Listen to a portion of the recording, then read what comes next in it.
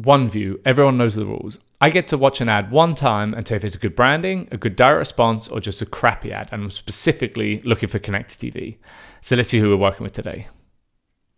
So we got JustFab.com.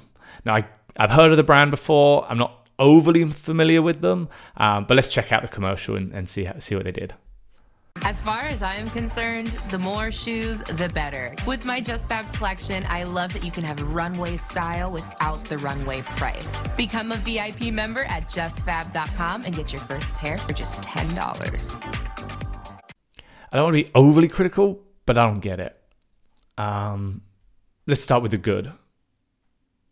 They've got the logo throughout, and they did have a really good end card, right? 10 way to go, VIP membership, $10 for your first pair. They did a good job there. So I like that. The rest of it, I don't get it. Is their unique selling point that they're cheap? Which is okay. But it didn't really come across. And I'm not the target audience, and I have to be fair here. How recognizable is Ayesha Curry? And how recognizable is her voice, which is the more important part? It feels like this commercial was designed to release her collection, which is great. But does she have the recognition outside of the followers of her on Instagram? The reason I say that is if you're thinking about a Kim Kardashian, right? I don't watch the Kardashians, have no desire to, don't care about the family or anything like that.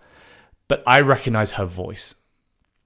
I recognize Dwayne Johnson's voice. There's certain people when there's a certain level of fame where you're going to recognize their voice, which means having them in the commercial is I put my phone down and pick my head up because that voice I recognize. And that's not meant to be on my TV right now. Buttercloth do that with Jay Leno and with Robert Herjavec, right? And so does she have that voice that's recognizable, or is her image recognizable? And if it's her image, this ad isn't going to move the needle because you can only target her fans with this rather than being broader. It doesn't have a unique selling point unless it's just cheap. I couldn't work that out. It's just really not a great ad. It's professional. It has a logo throughout, has a strong end card. It doesn't have anything to make me put my phone down, and it doesn't really give me a unique selling point unless I know who Ayesha Curry is.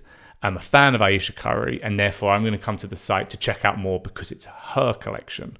And I think that's what they're going for here. So for me, both branding and DR is probably the same.